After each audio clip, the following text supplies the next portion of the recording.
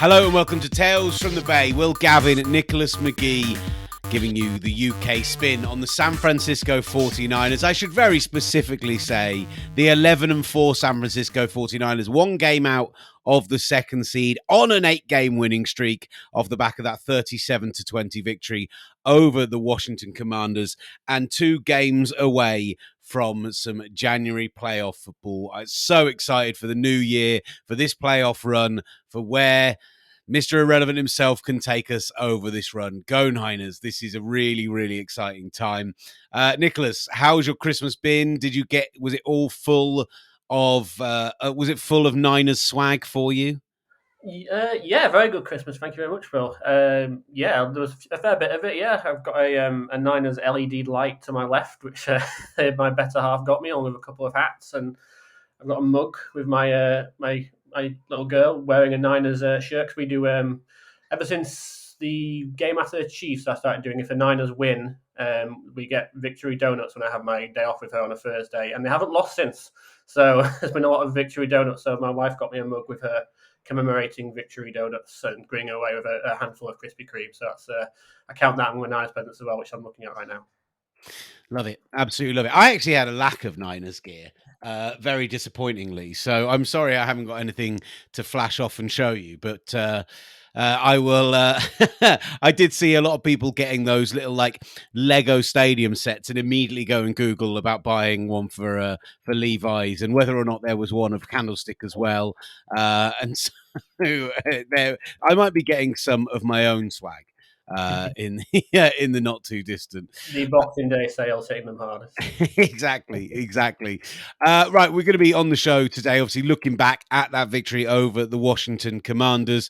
Looking forward to Week 17. It is we're at the Las Vegas Raiders on Sunday night. A game you can hear live with myself over on Talk Sport 2, and begin to look forward to January and beyond, as well as looking at the rest of the NFC. Nicholas, let's start off with that Commanders victory. Half-time, 7 apiece. It had been pretty attritional up until that point. That Washington defensive line, absolutely no joke. And then in the second half, it felt like, and I'm sorry, Carson Wentz, to borrow your phrase, but the 49ers really took command. Yeah, I quite enjoyed this just as a test, to be honest. Looking back on it and watching the tape, even the first half was better than I thought it was going to be. I think what it was a reminder to them in the first 2 quarters of the level they need to be at in the playoffs if they're going to go all the way. Because they didn't do a lot wrong in the first half. They probably still had much the better of it, but there was an interception off John Jennings' hands that he really should have caught. There was a red zone possession when he got turned over on 4th down, with a pretty questionable call to run the speed option with Kyle Juszczyk, which has worked before in the past, but didn't work then. Washington defended it well. And then there's a few excellent plays by Taylor Heinicke on 3rd down, and all of a sudden you're 7-7. And then, so that was a reminder of where the level needs to be at. Even a few mistakes can put you in a bit of trouble against a decent team. In the second half, they came out and boy, did they play at that level, and probably then some. They were absolutely phenomenal in the second half on both sides of the ball. And I can't say enough about the defense and that defensive line and just how dominant they are and how much depth they've got now with Javon Kinlaw coming back. And they're just getting production out of practice squad players left and right. There was a player, Michael Drumford, who just signed in midweek, and he came in and played 20-odd snaps and was very effective. You've got Akeem Spence coming in. T.Y. McGill, who signed from the Vikings practice squad early in the season, is playing really well. It's just phenomenal how they're able to dominate on the defensive line, regardless of who's on there. And that was my probably big takeaway from that second half. There are a couple of things that really stood out to me. Obviously, you went through that first half. There was the turnover on downs, which I wasn't too sure on the play call on. You had the 3 and outs. You had obviously the touchdown, which was the one big play on the touchdown, but they did tee it up really nicely. It was good play calling on that. The interception, which was on really John Jennings much more than it was on Brock Purdy. But it meant that you did have, with the fact that defensive line were getting pressure, they were stopping the run, they were slowing down what the 49ers like to do. Chase Young, on his return to the team, looked absolutely sensational for the Commanders. And you kind of got in at the half as like a, right, 7-7, it's not the end of the world. There was a few mistakes in there. And I just thought the way that they managed to bounce back in the second half, going on that early touchdown drive and then never really looking back from there. And Oh, right. It was a little disappointing, maybe, to only come away. Like, this could have been a 50 burger Yeah. in this game with the turnovers that they got. And Taylor Heineke played the most Taylor Heineke game ever, just almost in reverse of what we've seen from him in the past. In the past, he tends to make those mistakes early and then come up clutch late in the game and make some big throws that look good on the highlights. And people go, wow, this guy can really play. This time he did it kind of the opposite way around, had some big throws, as you said, big third downs in that first half. And then the 3 turnovers in the second half, just settling for field goals, really was the only letdown for me. The fact that there wasn't a bit better conversion in Washington territory in the red zone when it mattered. I mean, I guess you can argue that they got what they needed to get out of the game. They didn't take a necessary risk, and that's a good thing.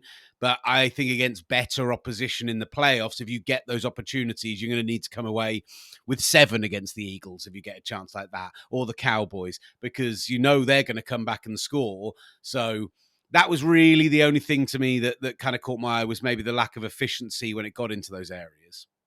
Yeah, I agree with that. I think it was a really good win in that they played very, very well, but they came away with areas to work on. Like, and when they came out in the second half, if you watch it back, it's like they had the bit of nonsense in the first half, and it's like they came out and said, right, on both sides of the ball, enough of this, and scored really quickly. Defense took over. Kyle Shanahan in the second half did a really good job of exploiting the Commanders' zone coverage, which you expect him to do as kind of the league's preeminent play call. They were putting Kittle and Brandon Ayuk in wide open space to run into, and they did an excellent job of running into it and kind of making sure it was never really going to get away from them. They never looked like they were going to lose it. Or let the Commanders back into the game. But like you said, the red zone, it has been an issue earlier in the season, and it was again there. So I think there was nothing particularly like an overarching failure. It was just the odd little issue of execution. There's occasional false starts. Mike McGlinchey, who attracts the ire of Fortnite's Twitter a lot, but is playing well through broken ribs. So it was just the little things here and there that they need to clean up. And maybe on the defensive side, you saw that cornerback group get tested by a very talented receiving core like Commanders have, so you have a little bit of concern there about the cornerback depth if Charvarius Ward, who was ill in the second half, I believe, has any further issues with health. But those were the 2 things that stood out to me. So I think you come away really encouraged that they came through a decent test from a good team that could still make the playoffs, and you still have the areas to work on, so there's no room for complacency there. And you still have something to aim for with at least a second seed. First seed is ambitious. It's still technically on the card within the realms of possibility, but you still have something to aim for and you have stuff to work on. So I think Kyle Shanahan would be quietly very pleased with how that went. I think you mentioned that secondary depth, the touchdown, which eventually ended up with Terry McLaurin, but also the deep pass to McLaurin, the 51-yarder, after we saw Charvarius Ward go out of the game. Sam Womack's a guy who in pre-season looked very good playing in that nickelback position, playing in the slot. Had some inceptions, played well in coverage. He's contributed excellently on special teams this year, had a couple of real standout plays, but just as a gunner in general, and just has been kind of week to week had impact. You can't ask for much more out of a later round rookie than that. But he is exposed when he's forced to play as an outside corner, and when he's forced to be the number 2, even the number 3 in that system. And it's interesting, Demo Lenore is someone who I had some doubts about going into this year, and I think has really, really stepped up in year 3 for him, year 2 for him now. Blimey, it feels like he's a third-year guy, only a second-year guy, 5th-round pick, taken in the same round as Talanoa Hufanga. Thomas Ambry can come in and help out on Ambry Thomas, even can come in and help out, down to down. But it does feel like when it's not Ward and Lenore, that is an area that I have some concerns. Absolutely, and if you're going to go into the NFC playoffs, and I'm assuming you'd expect them to get through the first round, you never know. But if you're going to go to these tougher tests where you're playing the Vikings, who've got Thielen and Jefferson, or you're playing the Eagles, who've got Devontae Smith and AJ Brown and Dallas Goedert, and the list goes on, you're going to need that solid cornerback play more often. So that they had the insurance, and they had Mosley, and then they had Jason Verrett, and then they both go down, and once again you're left. It's a similar kind of situation to last year where you're clinging on to hoping a few guys stay healthy before it becomes a real issue. If Charvarius Ward and Demo Lenore are both healthy, then the secondary continues to play very well, but it's just whenever one of them goes out, you can see it creaking, and the teams that have that talented receiver can take advantage. And look, there's some real possibility that we see this game again third weekend of January. Like this is one of those teams. We'll break down the rest of the NFC coming up shortly, but there's every chance this could be the game again. And it's not a game that I necessarily fear after watching what we saw this weekend, even though they had a very, very good first half. Jimmy Ward playing out of that slot, the way he's moved over from safety, getting the interception. And you mentioned it already, but the defensive line, we'll get onto Bosa in a moment, who just absolutely wrecked shop again and now leads the sack totals on the season by a couple on the rest of the field, and has at least Alden Smith's 19.5 total in his sights over these last two games.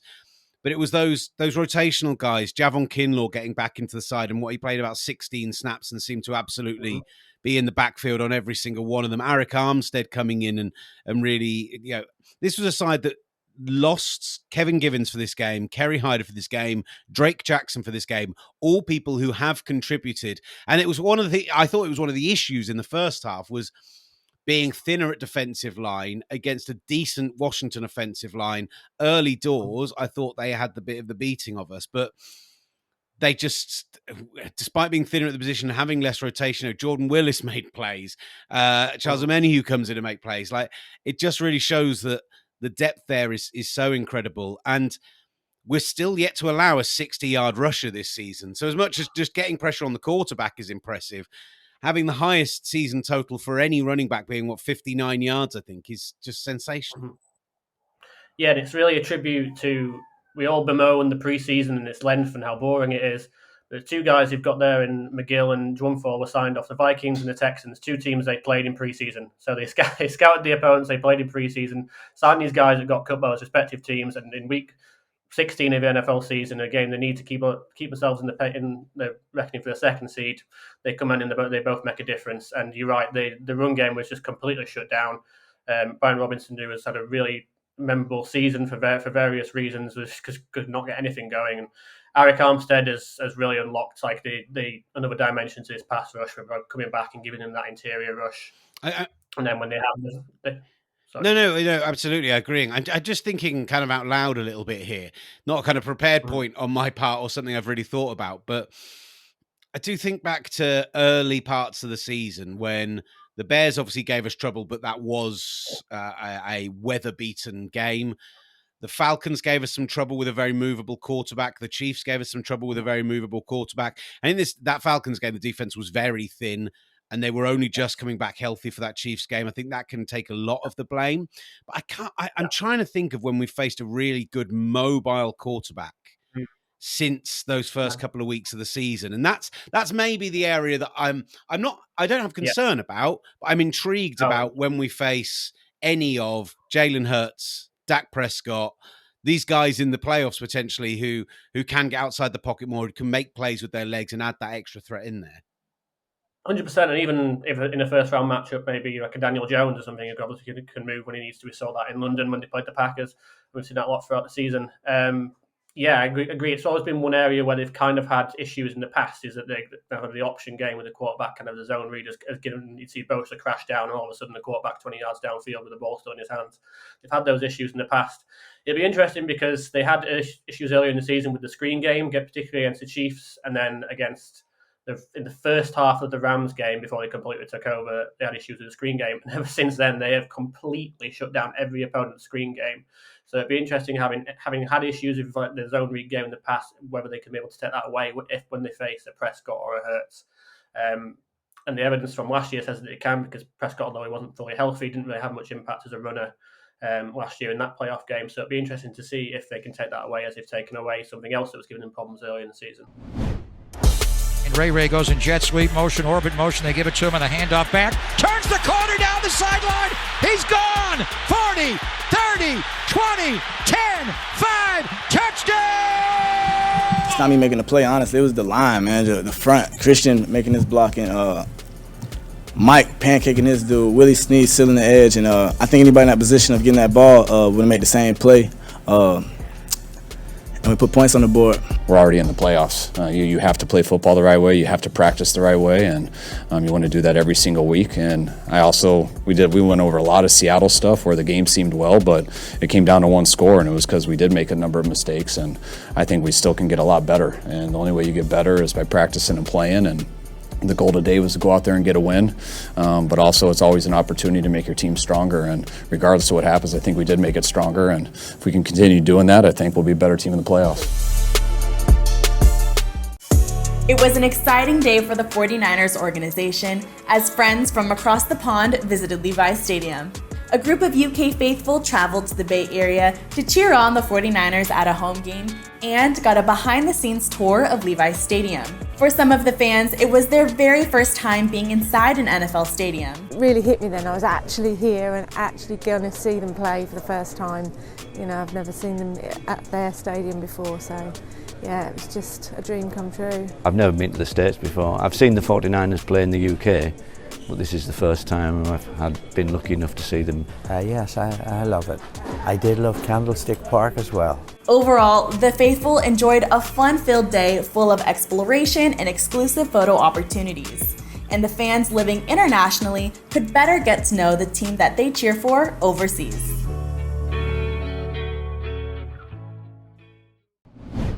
So finally, just thoughts on Brock Purdy from this game, because that has to be basically a section all of itself, the Purdy Watch section of the show.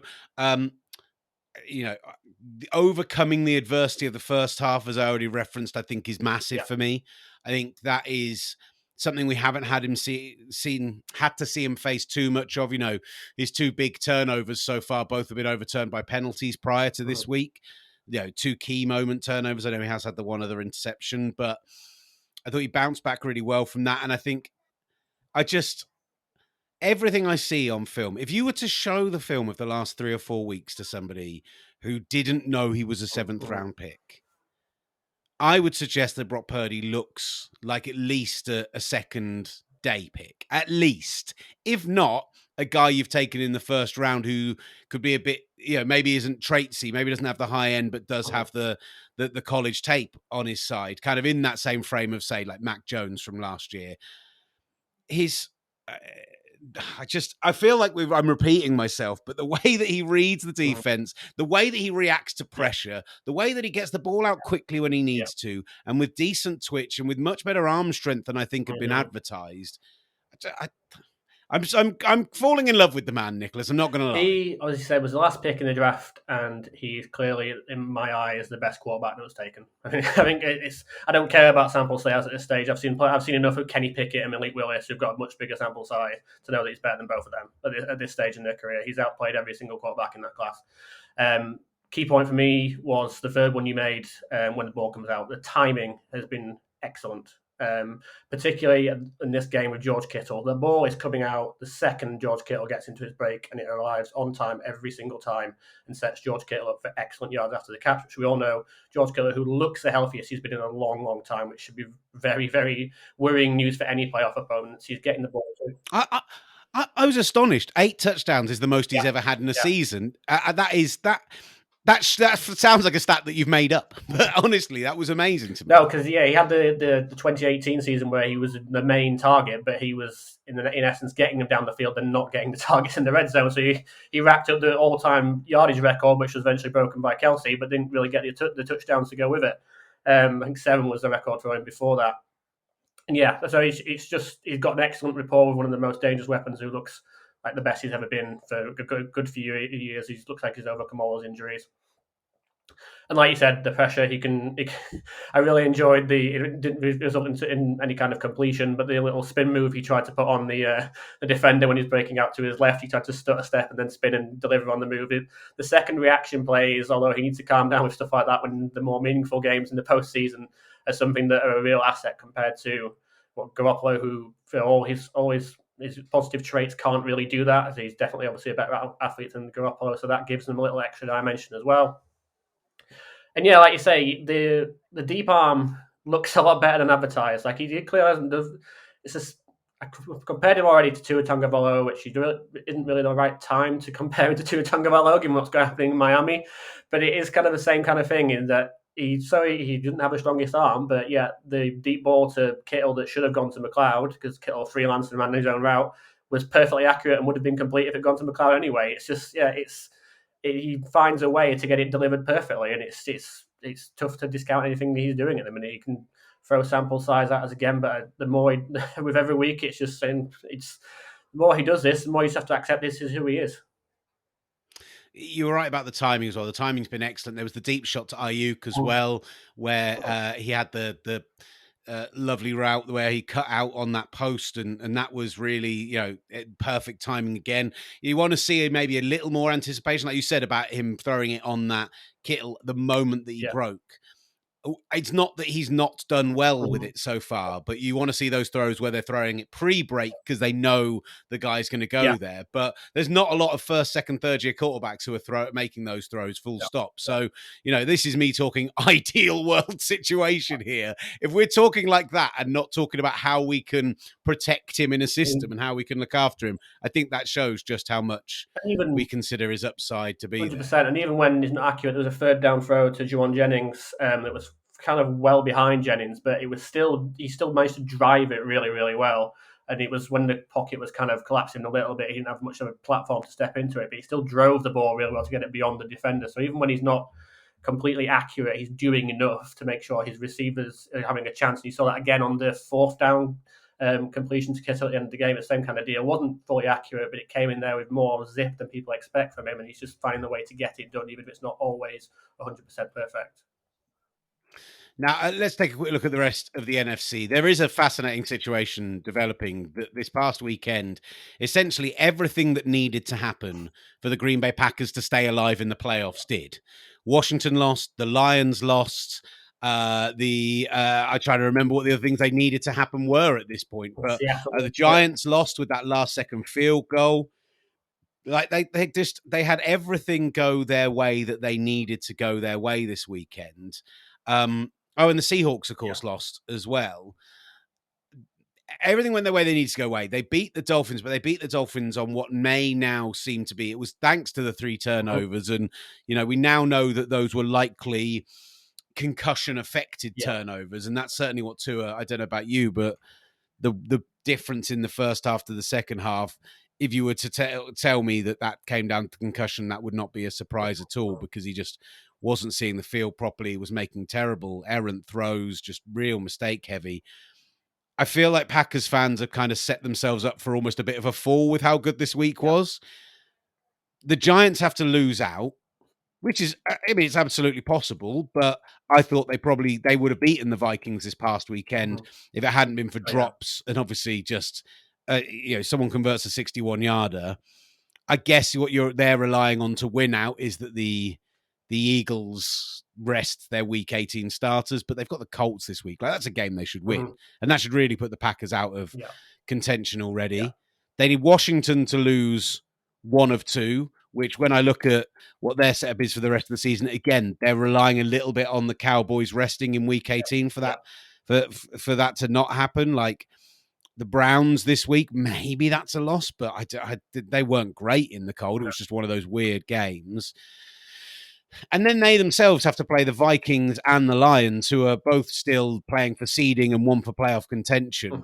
I don't know. Have you seen enough from the Packers to suggest that they're a playoff team? No, I don't think so. And I agree with you that the second half of that Miami game was just a Miami meltdown, and who knows what that was brought on by in terms of Tua's health status. I think they've definitely improved from where they were. The offense, I know Christian Watson's been banged up recently, but obviously he's been unearthed as kind of a gem. And when they have Watson and Romeo Doubs on the field at the same time, that passing game looks a lot better, and Rodgers can still occasionally do Aaron Rodgers things. But yeah, I'm not sure I buy it, to be honest.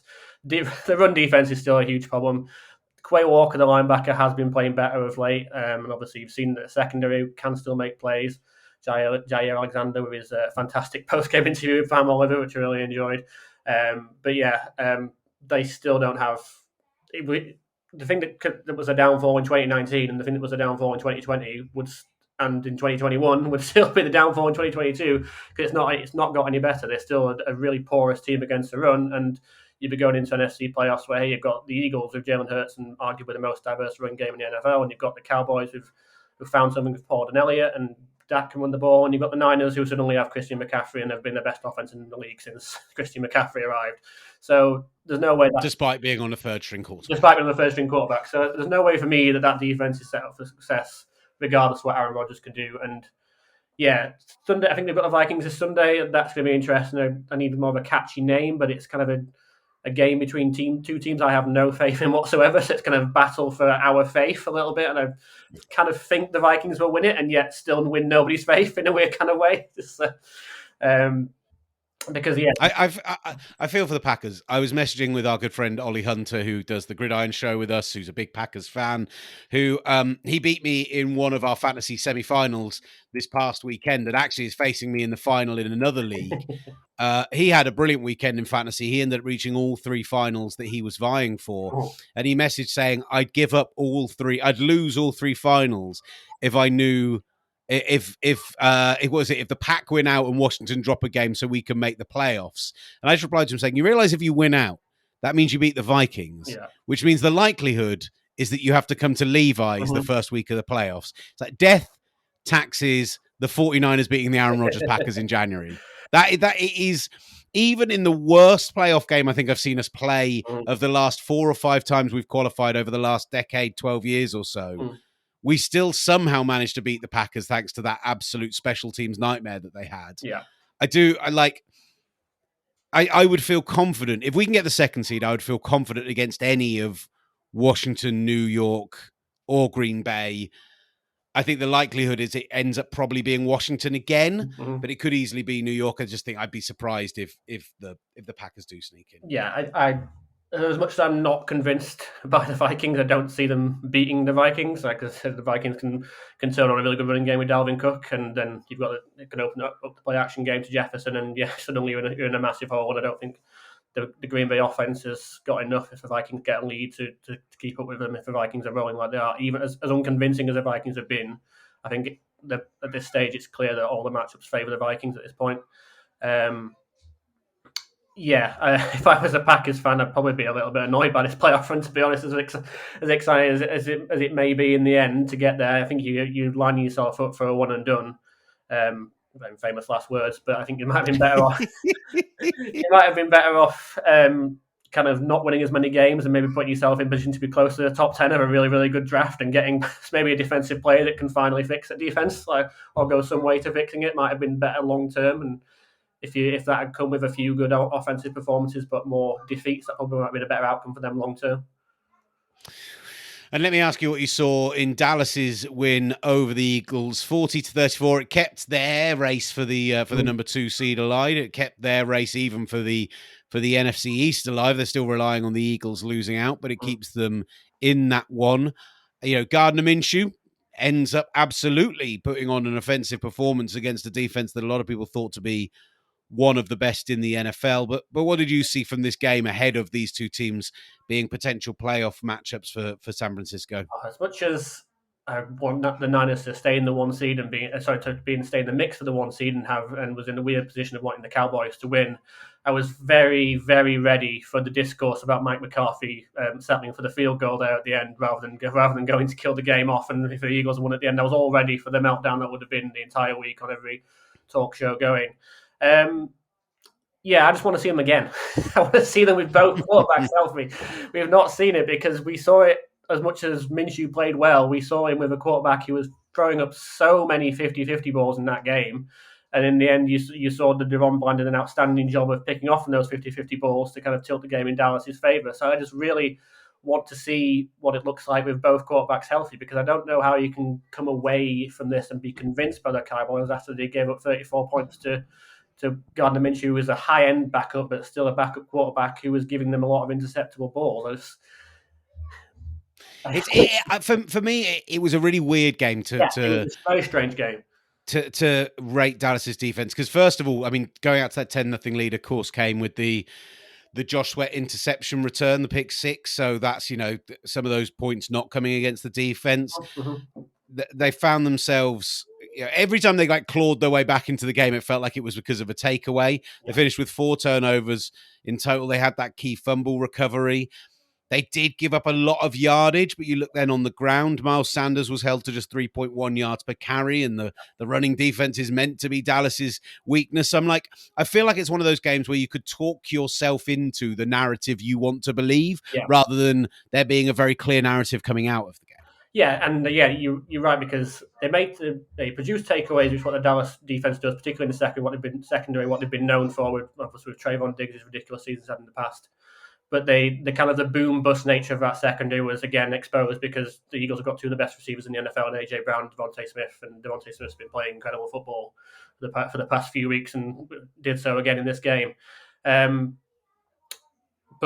by the same token, you've got the Dallas offense, which when Dak was unleashing bomb after bomb to CD Lamb, you think, well, if they play like this, how do you stop them? So there are so many enigmas in this NFC, and I feel like the only team that isn't really an enigma at this point is the Niners, and that's not to say that the Niners are definitely the best team.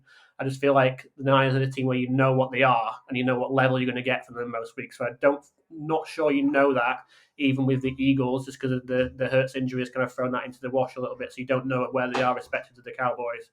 So that's why I want to see this again.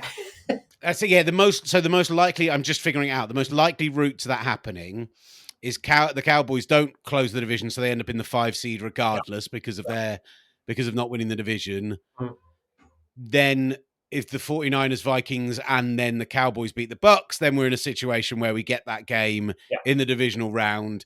That will definitely be the Sunday late game. There's no way they don't put that anywhere but on the most prime of prime time positions. Yeah, I'm here for it. And also, it means that if we were to qualify for the NFC Championship game, and there's obviously big ifs and there's a lot to get to there, I would like the idea that those two have beat up on each other the week before, rather than the Bucs scraping past the Cowboys because the Cowboys poop the bed in standard Cowboys fashion, and then the Eagles just get to decimate them and probably rest starters by the time they get to the second half. I honestly think if the Eagles welcomed the Bucs into their stadium for good Lord in the divisional round, I honestly think you might have to set the line at 18.5 points. You can black that game out for me and just send me the tape. It sounds so ugly. And the Bucs again this weekend. I mean, why they refuse to run the hurry up until the last 4 to 6 minutes of a game makes no sense to me, considering it's the only time their offense makes sense. And I know it feels weird running it from moment one, and you want to be able to manage the clock and keep your defense off the field and all that other important stuff in the NFL. But Christ, they look so bad, except when they're running the hurry up. Yeah. There's the Nick Saban philosophy. I think it was on the Manning cast he did last year, where I think the Eagles were playing the Cowboys, funnily enough. He was on there, and they were talking about no huddle. He said, "I don't know why teams ever huddle." And then the Eagles went no huddle, and then they scored a touchdown. So it was kind of like same vindicated there. And then I think Warren Sharp shared the clip. Particularly when you got Brady, whose body might not be working as well as it once was, and for God's sake, of course it isn't. He's 45 and he's taken so much punishment over the years, and just is a glutton for it. But his mind he's still one of the quickest thinking quarterbacks of all time, and he's still probably the sharpest mind of any quarterback in the league. So going no huddle probably plays to his strengths at this stage in his career, as long as he's got the cardiovascular fitness to constantly go no huddle. Then I don't see why he wouldn't lean into that as much as possible, because he obviously limits the opportunities for the defense to substitute, and it takes advantage of probably your quarterback's best trait at this stage. I mean, he's still got a decent arm, but his best trait at this stage of his career is his arm. So I'm with you. I don't get it. I don't understand what Todd Bowles isn't seeing. I think Todd Bowles continues to not see things. We might not be seeing Todd Bowles on the sidelines come 2023. Right, I held off. We're going to talk about the Raiders game coming up, but I held off talking about one player when we did our recap of the Washington game, because I wanted to ask a more general question on it. George Kittle referred to this after the game this past weekend. I think a lot of journalists, a lot of national guys, a lot of TV guys referred to this after the game this weekend. But Nick Bosa, Defensive Player of the Year? Question mark. You can remove the question mark for me.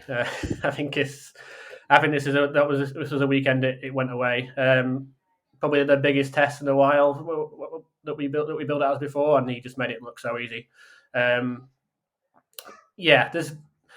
It was destructive. My word wasn't destructive, but particularly in the pass rushing, it's how easy it looks. It's how he looks very in control of everything. And for somebody who's giving so much devastation to opposing backfield, it's often just how seamless it looks. Like the hand usage, and it's a split second. He just swats the hands away, and he bends his body in a miraculous fashion and gets himself in a straight line to the quarterback, and then just unleashes devastation. And I don't think there's any player in the NFL that can match him for consistency of just game-wrecking plays and making them look so easy for Nick Bosa. And I mean, all credit to Micah Parsons for another outstanding season, but the consistency of impact is not there compared to what Bosa. And even when Bosa isn't getting home, if you watch it, he's still winning pass rush after pass rush. He did that against Seattle. He was just winning rush after rush after rush, drawing holding calls, making quarterbacks make quick decisions, which is what the Niners do at the end of the day. They force quarterbacks to get the ball out and allow Fred Warner and companies to rally to the football. And they can do that primarily because of Nick Bosa wrecking shop up front. And he was also just an absolute machine against the run in this game as well. The Commanders continue to block him with tight ends, and I have no idea why, because at no point in the history of Nick Bosa's career has blocking with a tight end in the run game ever worked. It just did it in this game, and he just made it look so easy. And I think, it was a crowning game. Hopefully, over the next couple of weeks, he gets the sack record for Malden Smith, which I think he will, because the Raiders and the Cardinals' offensive line at this point are just a mincemeat. They're playing out the string, the pair of them effectively. The Raiders have lost to the Steelers, so I don't think either offensive line will be up for that. Hopefully, we're in a situation where you might even run a pitch count against the Cardinals. You never know, just to keep him healthy for the playoffs. But I think, you're going to see him get that record, and regardless of whether the Niners are at the Super Bowl come February, you'll probably see Nick Bosa with a trophy in his hand of some description in February in Arizona when they have the NFL honors ceremony, because he's absolutely earned it. It is astonishing. I mean, most sacks in the NFL, 17 and a half. Most quarterback hits now up to 42 after this past weekend. I know he was second in quarterback pressures going into this weekend. I was just quickly trying to look that up, but I wouldn't be that surprised if after this past weekend. That is it. So Parsons has one pressure more than Bosa. Bosa, after this past weekend, has 70 pressures on the season. Parsons has just the one more. That's astonishing numbers. I think he's at a point now where you have to 12 quarterback pressures in a game this weekend. 12 in a game where actually in the first half they protected their quarterback pretty well. That is absolutely astonishing. Micah Parsons obviously deserves some love for this. It's a week where JJ Watt, who won this award 3 times and is headed for the Hall of Fame, probably as a first ballot guy, announced he's retiring at the end of the season. This has been a special year for Nick Bosa, and you kind of expect him to continue on like this beyond this. And the next question mark is his contract, because there was kind of this feeling that, there was a lot of talk going into the year of how they would sort out Bosa's contract and Deebo Samuel's contract. They only end up doing the one of the two, and now you're in a situation where you're going to have to pay Nick Bosa a hell of a lot of money. Yeah, it's good. I think it was good foresight in the end by Parag Maraf and the guys in the brass in the Niners front office that handled that kind of thing, just to recognise that they understand what they've got in Bosa and that his price is likely going to continue to go up, but that now that we're out of the COVID pandemic, thankfully, that the league salary cap is back to a situation where it's going to continue to go up. They're not going to be in the top half of the NFL in salary cap space, but they're not going to have the Garoppolo contract on their books anymore. So they're going to have more wiggle room to kind of work that out. And they're a team that's famous for kind of backloading their contracts. And I think we go through this every single year. If we've gone through it with Kittle, with Fred Warner, with Deebo, it'll be dragged out. There'll be complaints on Twitter about why it's not done yet, but the Niners just wait until it gets to kind of the moment where you kind of get nervous, and then the deal gets done, and it'll be a massive deal. It'll be the richest, undisputably the richest one for a defensive player in the NFL, but it'll be heavily backloaded. He'll get his money, obviously in guaranteed money. There's no doubt about that. The structure will be the same. That a lot of the money will be at the latter end of the contract. But it will undisputably be the richest one for a defensive player in the NFL. I have no doubt about that. Yeah, Yeah, you give the Garoppolo money to him, and then the rest on top, probably, and that it does help that they're going to be running 2 rookie quarterbacks at 1 and 2 next season, whichever way round they do them. And I know there's been some talk about, right, do you try and go trade? You try and go trade Brock Purdy. I think you sit with those 2 rookies, and you essentially either let Brock Purdy be a bridge to Trey Lance if you still believe that upside is worth developing, or you keep Trey Lance in the building, you see what you've got there, and then when he gets his chance, he can prove himself. Like, the offense is still very friendly to him. He still has an incredible upside. There is still a lot to love about him. There was my thought that with the way that Garoppolo played this season and with what happened to Trey Lance, that they were going to probably have to look to either drafting a quarterback again or looking to the veteran market. What Brock Purdy has done is given them the opportunity to say, actually, we've got a guy here who can start for us. Trey Lance then has time to come back from the injury.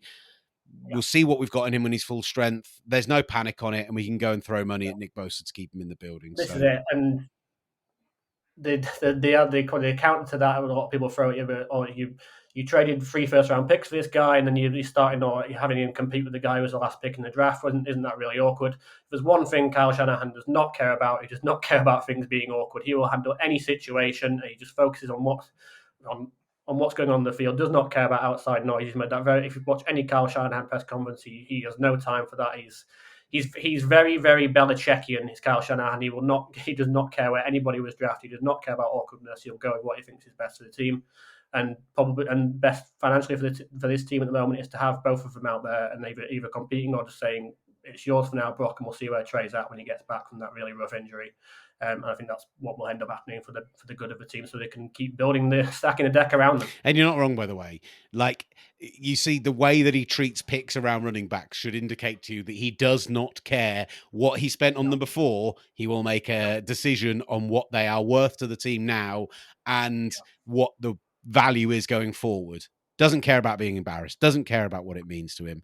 And look, if they go and win a title this year or go deep in the playoffs with the final pick of the draft, there will be some people who go, well, yeah, you wasted time on this, that, and the other. You spent those 3 first-round picks, and you just think to yourself, who cares? There's people who spend that every year, and they don't get this deep in the playoffs. We didn't even play the guy we got. Let's look forward quickly then to the Vegas game this weekend, 9:05 Sunday evening UK time. So you'll be able to actually hear just the second half of it on TalkSport 2 because we have got live darts ahead of that, but you can see it on Game Pass as well. And we'll be doing updates and keeping you across it. I don't know.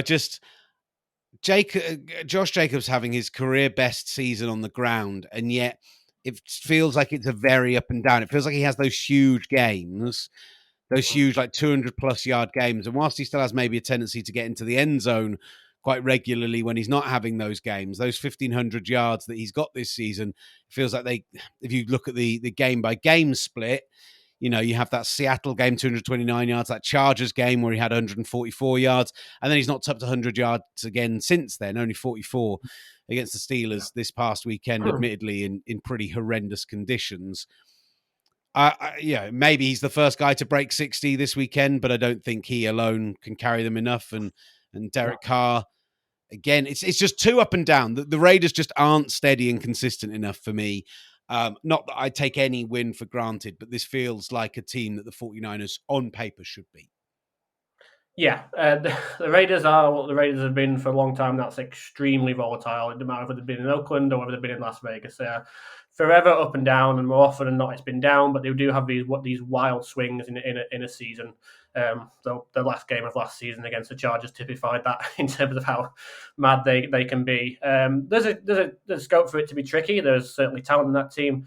Derek Carr looks to be at a particularly low ebb. I didn't pay huge attention to the Steelers game, but obviously I watched it.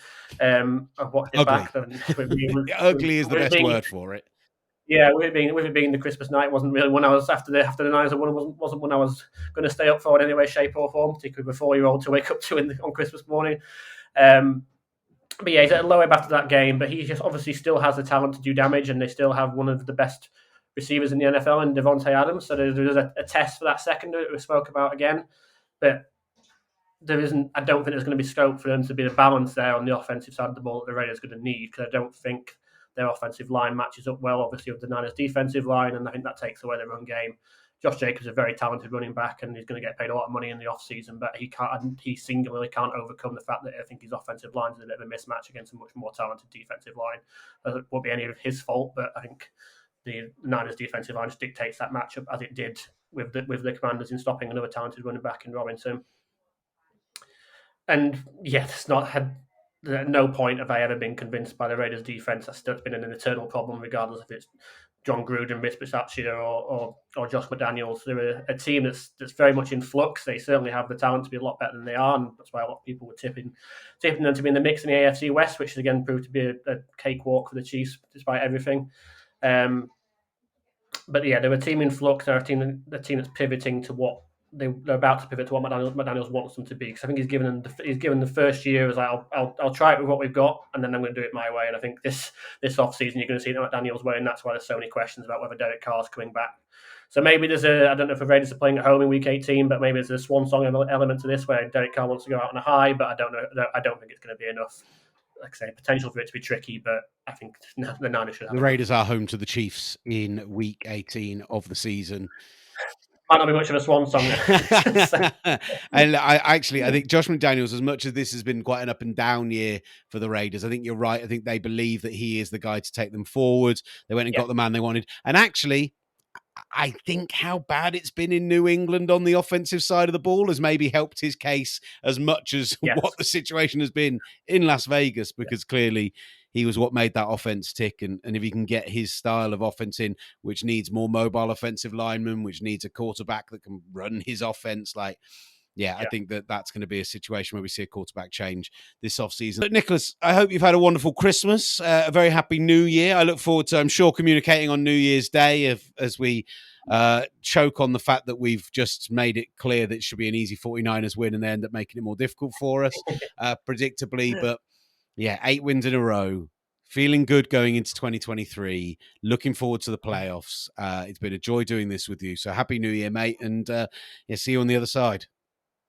Same to you. So here's to more wins come 2023. All right, we got Jake Brendel in the Niner locker room, and Jake, Pro Bowl alternate. Tell us. Obviously it's a great moment for you. You've stepped in this year, taking the lead at the center spot. Your expectations and making the Pro Bowl. What a year it's been, huh? Yeah, for sure. At the beginning of this year or even last year, I would have never guessed that I would, be an alternate for the Pro Bowl. So, I'm very gracious of the opportunity, and hopefully I can build on this for years to come. CFO says you're a leader on the field, a coach on the field. That's almost as high a compliment as a coach can give a player. Yeah, he's spent a lot of time with me this year and also previous years. I've played with him I think 6 years now. So being able to be around a coach like that and knowing what he wants from the guys up front, and being able to kind of either reword it for someone that might not be getting it, or also just being an extra eyes and ears for him out on the field. I think we do a good job of kind of working together on that. Offense is cooking. You guys put 30 up on Washington in the second half. Give us a trait that you guys see from Brock that maybe we don't see.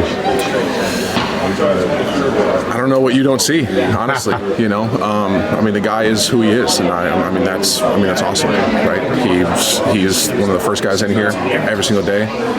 He's diligent. He works his butt off. So I really don't think you guys aren't seeing much that what he's been doing for the past month now. So Deron Payne and Allen inside last week. What was that challenge like? Those are two of the best going. They're very, very good players. We had a little bit of scheme against, just making sure that we could solidify the inside of the pocket, make sure that they can't push it back on Brock, and I think we did a pretty good job of doing that.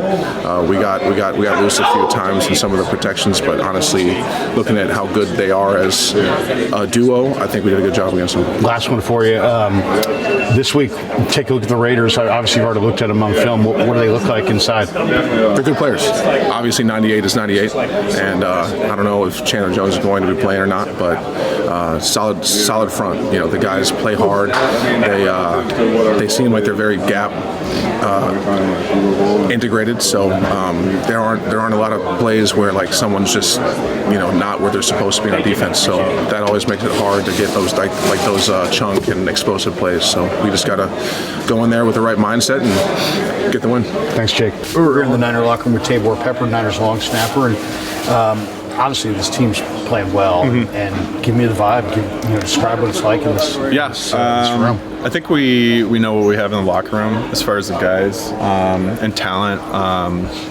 It just seems like one of those rosters where if somebody does go down, there's somebody that you trust that can pick up the slack in the meantime. But yeah, it's an awesome locker room. Most everybody, some locker rooms, it's almost like guys are like passing ships in the night, kind of just don't really acknowledge each other. But this is probably the most family environment I've felt in my 5 years of playing so far. The defense obviously is number one. The offense has probably the best weapons in the game. But the special teams investment in the offseason is really starting to pay off. You've seen it. You got Oren Burks, you got Ray-Ray McCloud. George Odom has just been phenomenal. I mean, to me, that investment in veteran special teams players has made a difference. Yeah, it's fun to see because when you have guys who,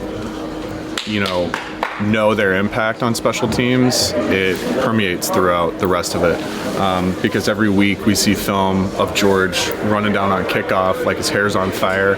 You watch him before every rep of kickoff. He's trying to pump the crowd up because that's just who he is. He's on all the time. He is an amazing special teams leader. He prepares the right way. And it's one of those things that kind of starts from your top guys and kind of washes down to these rookies who can now see a guy who puts such an impact on special teams and how important it is to the team. That's important for young guys to see, and that's what's so special about the guys we have in the special teams room. Tell us about yourself. Where are you from? It's kind of all over. Born in Illinois. When I was 6, I moved to Oklahoma. 15, I moved to Michigan, and then with the league and everything, I've kind of just been everywhere. Who was your team growing up? Bears or? Nobody really, because when we moved to Oklahoma, my mom refused to let me be a Cowboys fan. Okay. So I kind of was just. God bless her soul. I just kind of just watched the NFL, not really rooting for anyone, but. Right. Yeah, I had to do a lot of like history rundown of the NFL once I, was sticking with the team and stuff. Because I watched college sports mostly growing up. Sooners? Yeah. No, not Sooners. My dad worked for Oklahoma State. Okay. Yeah. Go Pokes. So. Tate Martin over there is. Yeah. They had a rough night last night with Wisconsin. And one of our EQ guys, Doc, he's a huge Pokes fan. So. There you go. Yep. There you go.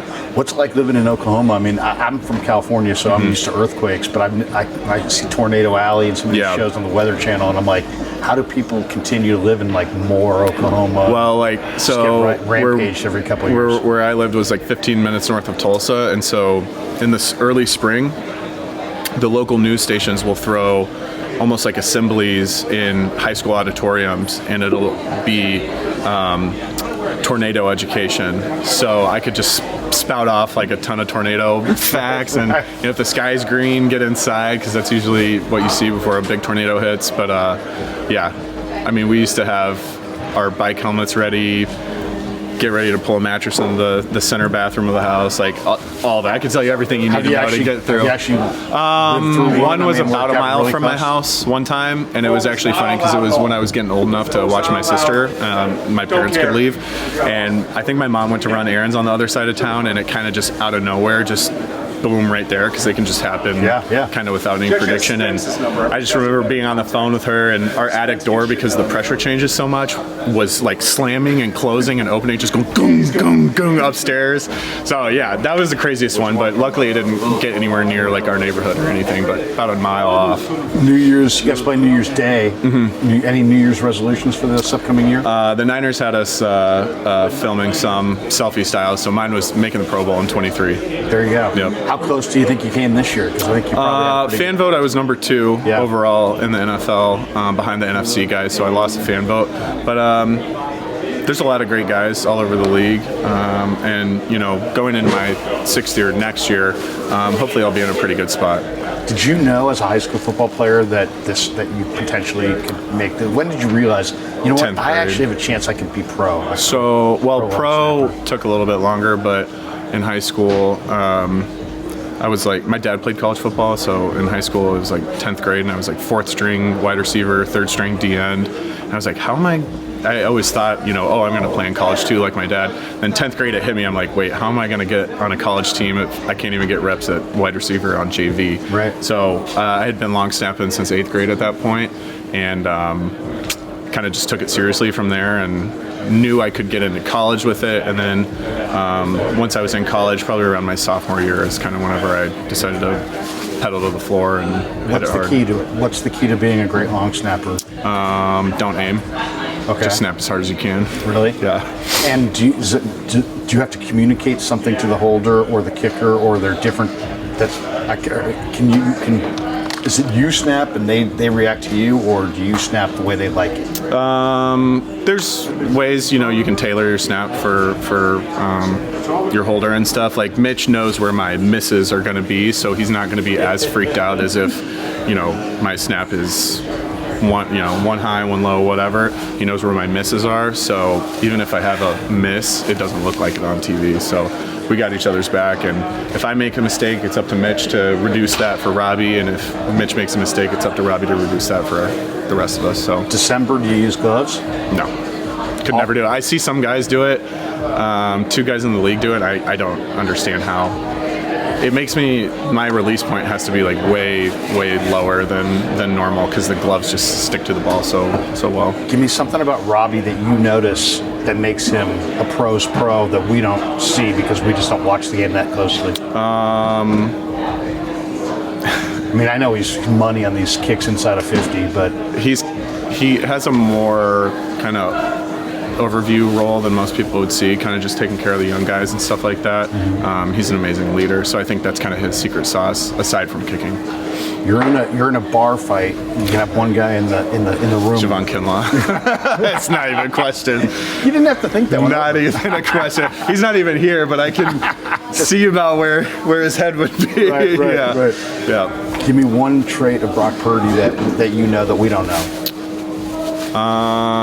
Well, I'll never forget when I saw kind of I feel like everybody says this, kind of saw the cojones on him, was I think it was against Minnesota this year. We were in the red zone, and he was kind of rolling out, and he stopped real quick and threw a touchdown pass, or one close to it. But the way he stopped and kind of was just calm in that moment, you kind of saw it a little bit this weekend when he rolled out and shook that defender and was able to throw the pass away.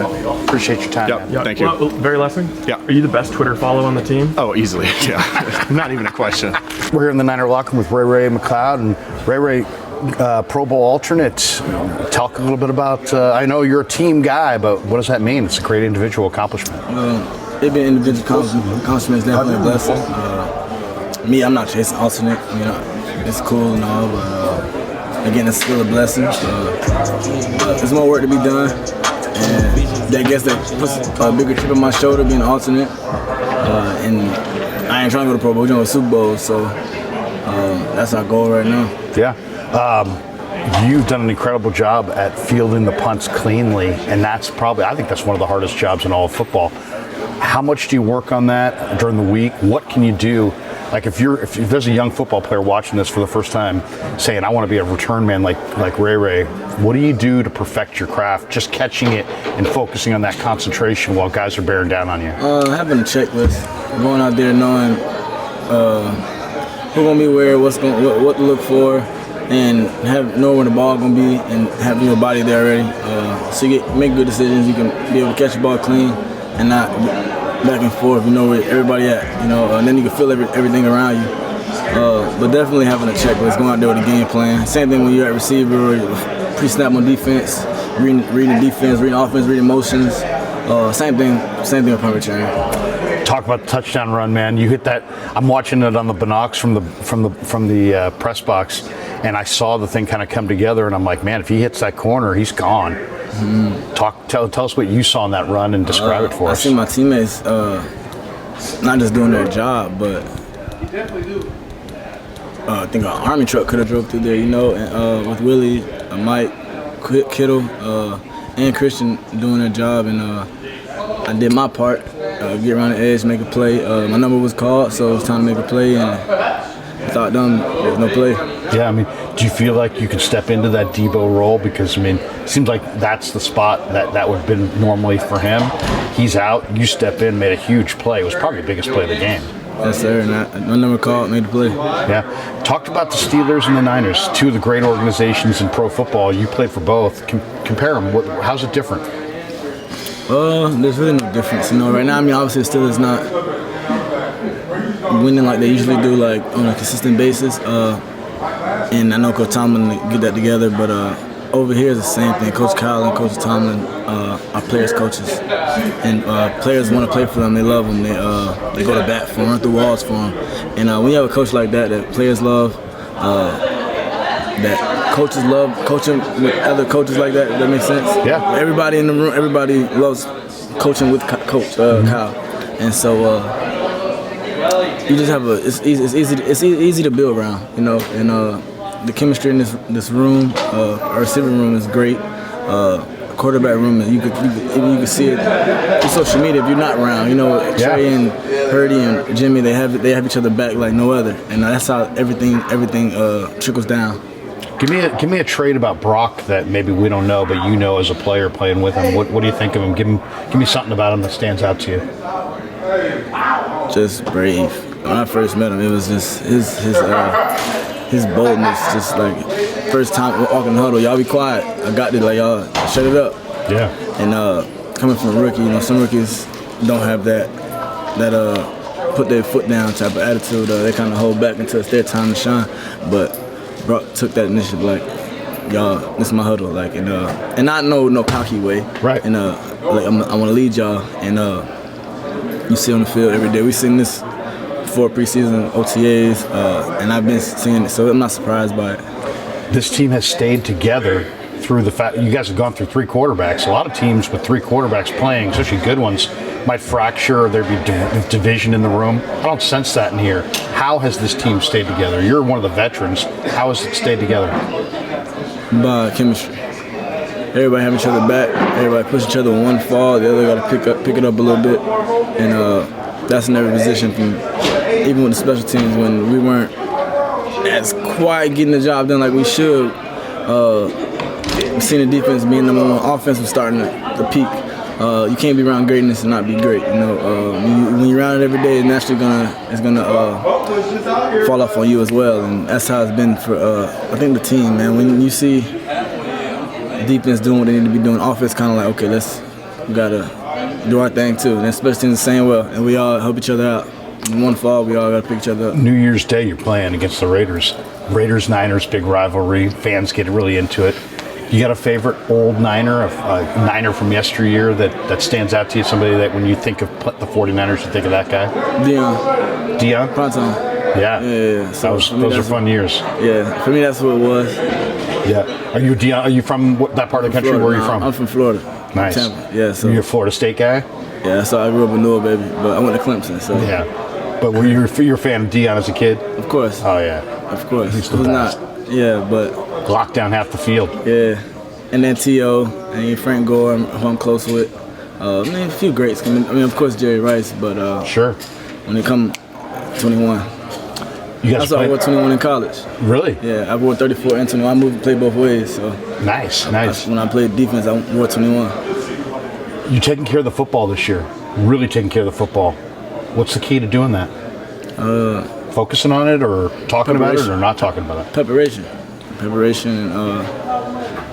When you say not talk about it, I mean it's nothing to talk about. You just got to go out there and do it. Yeah. Like preparation starts. You win during the week, and then it shows up on the weekend. So. New Year's resolutions. You got any this year? Not yet. I'm writing them down. So. I know one is get that ring. Yeah. So. What would that mean? What would that mean to this whole group in here to get that thing done? That would mean everything to this group. Just to what we obviously the quarterback situation, having one fall. And it would just show the dynamic of this locker room. Like, them boys really a team, not just one person make that team. And And then it'll be a blessing, man. There's 32 of us, only one get that ring. And I know last year, just them talking about I wasn't here, so that feeling of losing, I know what it feels like to lose, but when they lost to the Rams, the NFC Championship game. Yeah. I know that's a heartbreaker, I think they were like fighting for playoffs and getting there, so let's get a job done this year as a team. You got a Christmas holiday experience. How was it? Did you have a good holiday? My family came down from Florida. Nice. So we just spent time. Get a chance to go out, or somebody cook? No, cook. My mom cooked. Nice. What was on the menu? Meal. My mom cooked Jamaican food. A little bit. She's Spanish and Jamaican, so she kind of put a little bit of both. So, oh, nice, nice. Big group or just a small, intimate setting? Oh, big. I got a lot of siblings, so. They all came out? All of them, yeah. Oh, that's awesome. We was missing like 1 or 2 of them, but they stayed in Tampa. They got kids too, so. Okay. But what do you think of the Bay, by the way? You spend a year here. You enjoying it? It's definitely. You like our weather? Cool. I mean, it's not Florida. It's not Florida, but definitely better than Pittsburgh and Buffalo and anywhere else I played at. But yeah, of course you can't knock this weather, man. Right now it's a little chilly, but this is not nothing compared to when you see -2, -9 on people's radars. So you gotta. How do you do that? How do you want to hit somebody when it's -9? I don't be hitting. So. You don't want to be hit, but I mean, keep them from hitting me. Seriously, I mean, I might just run out of bounds, Nah, I ain't gonna run out of bounds. Nah, I ain't gonna do that. But definitely, it's a mindset thing. You go out there, you don't really think about it no more. Once you cold, you can't get rid of the cold. Yeah. Last one I got for you. A lot of young returners go east-west. The guys who really know what they're doing, like yourself, go north and south and take it up the field immediately. Why is that so hard for young return guys to just master that? They will always want to dance. They always want to kind of go east and west and make the big play, where the veteran guys understand, get up the field and then bounce it outside. Why? Why is it so hard? I mean, I had a vet that really honed in on me. And who was that? Jeremy Curley. And also Andre Roberts. He played here too. Andre, before I come here and talk to him. And Andre Roberts. 2 good ones. So I played with them at Buffalo, where I was drafted. Playing with them too, I really just learned and became a professional, which I thought, me coming in, I already figured that was going to be my downfall off the field stuff, just learning how to watch film, prepare. And that's really, honestly, when it comes to preparing, going north and south, it's starting to get a feel, having experience. East and west in this league, it's fast in this league. So it's a time and place to do it. Like sometimes I feel like I should go east and west a little bit more. You got to be kind of fearless to do that job. Yeah. Well, I mean, not everybody's cut out to be a return man. Yeah, you got eyes up, people running full speed at you. Seriously. What's the biggest hit you ever taken on special teams? Biggest hit I've taken? Man, I got hit last week, but I mean, none hard enough I can remember. Yeah. None hard enough I can remember. So. There you go. Hey, Ray-Ray, I got one for you. Yeah, go for it. So, I don't know if you're aware of this, but a big stat that's out there is that the teams that play the Niners the following week, no winners this year. Yeah, except for the 13. Chiefs. I mean, the Chiefs, I don't count because they went into a bye, but every other team the following week after playing you guys has lost. So, how much pride do you take in the offense, how tough you are on offense and how the offense kind of beats defensive players up? Not even offense, it's our team. That's what I said, our special teams is that's what I was trying to a reflection of our defense. Yeah. You can kind of see it on film. And we take pride in that because that's when we're wearing teams down. And other teams that play out there should thank us at the same time, but we take pride in that, man. All camp, that's all you heard is. And I think that's why we was fighting so much. Because some days it's like offense is like, man, y'all chill. And then defense want to keep going. But that's why, it shows up on Sundays. And it's going to keep showing up. Okay, I said I got one. That was the last one. I got one more. Who or what gets you fired up to play? Is there somebody in here who talks before the game, or is there music that you like to listen to, or what gets you in that mindset to go out there and play? And is there a guy in here that kind of gets guys going when they're maybe a little low, trying to get the energy going, before you guys take the field? Honestly, my son, for real. Yourself? Yeah, my son. Your son? My son, my little boy. How old is he? He just turned a year a few days, 2 days ago. Okay. 3 days ago, something like that. 23rd, December 23rd. That gets you fired up? Yeah, when I'm home and just think when I go out there, he watching me. Like, yeah.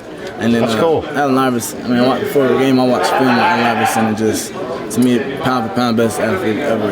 AI? Play anything, any sport. So that's kind of my game, Rich. Music will switch up here and there, depending if I'm high or I'm low. Need energy to take some energy down. But overall, AI is consistent in my son. Appreciate your time, man. Good luck to you. Thanks. Check out at UK Gridiron on Instagram, at Gridiron on Twitter for more content from this show and also all the other shows that Gridiron do, plus their excellent magazine, brilliant front page article on the Dolphins in the latest edition. Well worth your time, well worth a read, and keep checking out the fine work that they're doing on social media. Thank you so much for watching and listening. This has been Tales from the Bay.